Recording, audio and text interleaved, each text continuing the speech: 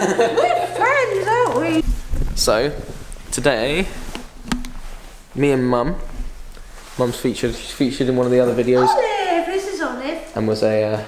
Show them Olive. I'm showing Olive. Show them Olive. I don't do lickings, but I do love. Anyway, so today we've come to a wildlife photography park where we're going to be showing around and photograph some species that are really hard to see in the wild. So we're going to photograph pine marten that we've got up there, as well as some others.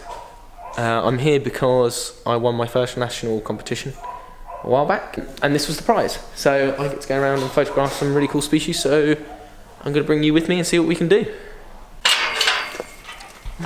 I was expecting them to be a little shyer. Is there anything? No, they're like excitable puppies. I will say my warning is they do bite. Okay. They haven't yet bitten a stomach. Yet. Yet being the key word. Nice bite. I guess they're clean then. Quite good for them too.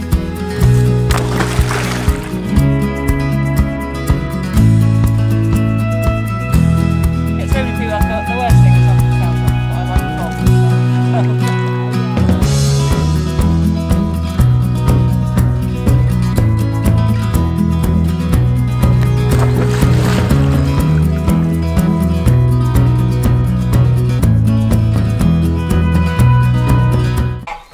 First one down, went really well, didn't it? Yeah, really well. Yeah. Amazing. Otter's right up close. I've got some shots. I think I've got some shots too. Commercial use, probably mine. Probably put them on. So we're doing a polecat next. Oh, that is the cutest thing. I thought the otters were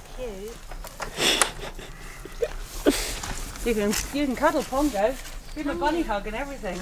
Really? Yeah, he's alright. Don't show yourself that one. So we're going to put him in this where apparently he used to live. So he's going to feel quite comfortable. We're going to get some shots. Pong. Oh, where's your head gone? Oh my god. Does look like a ferret there. Well, ferrets are domesticated polecats. Oh my god. So That's Pongo is a polecat. domesticated polecat. I've managed to get a couple of shots. But the polecat's given us a run around and being quite entertaining, to be fair.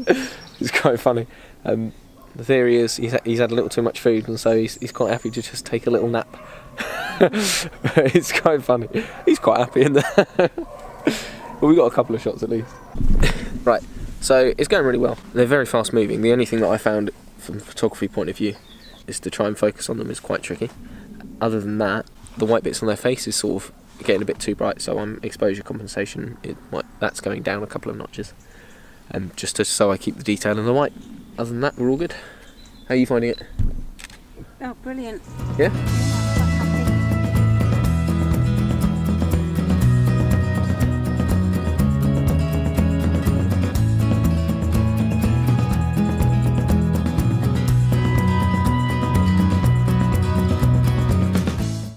The only rule is if big, he wants to isn't come it? out, I'd rather he kills you than you let him out.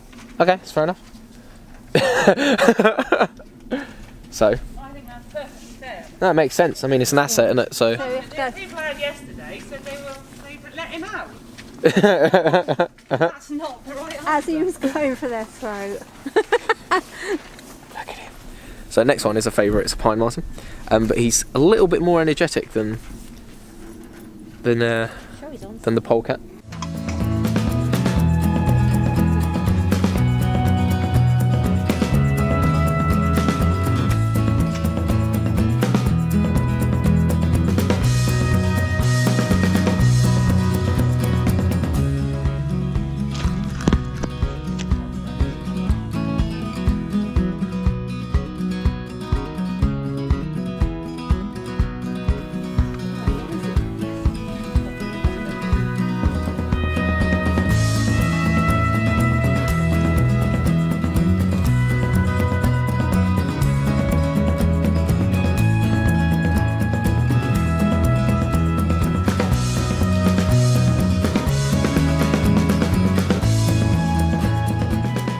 After photographing the pine marten and having, quite frankly, an amazing time, we moved over to American mink.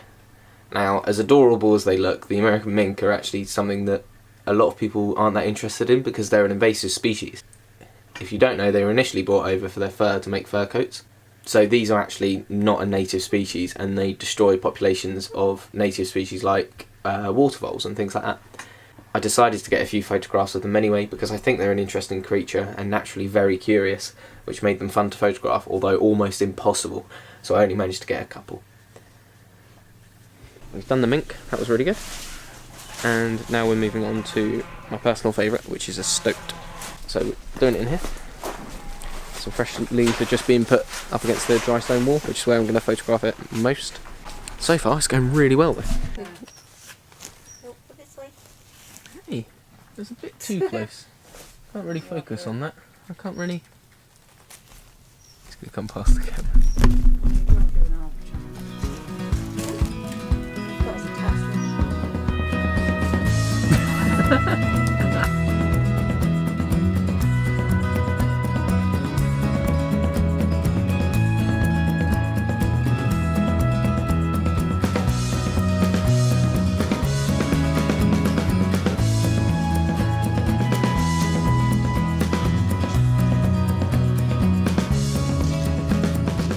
So it didn't take me long to realise that the stoat is more than comfortable with people and photographers, and was actually more tame than a lot of pet rats and mice and things that I've seen in the past.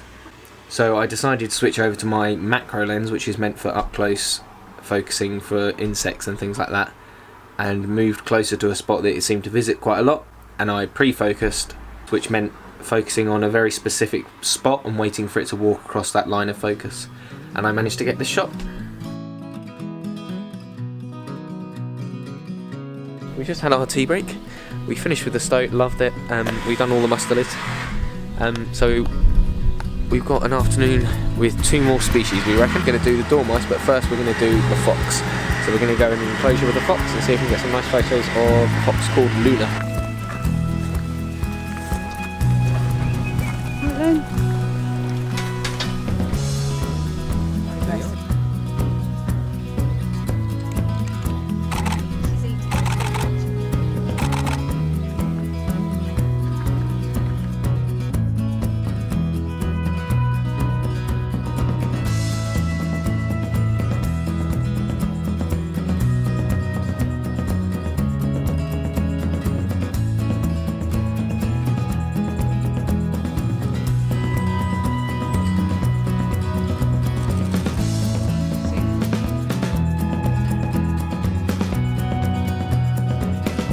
That was Luna.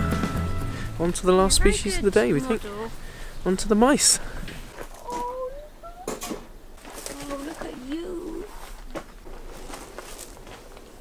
You're quite excited about this one, aren't you? Yeah, I love mice. It's Mum's favourite. Oh, they're just so cute. Hello, little mousey. So after finishing with the day, I came away feeling elated, quite frankly. I got a chance to get up close and personal with a lot of wildlife that's really quite tricky to photograph in the wild. But subsequent posts on Instagram and 500px and things like that have raised the question of photographing animals in captivity. So speaking to a lot of the people that commented on my photos that I was quite clear about them being in captivity, there seems to be an interest in me doing a video completely based around the pros and cons of photographing animals in captivity as opposed to photographing purely wild animals. I will be doing a video on that in the next few weeks, so look out for that. Until next time, thank you for watching.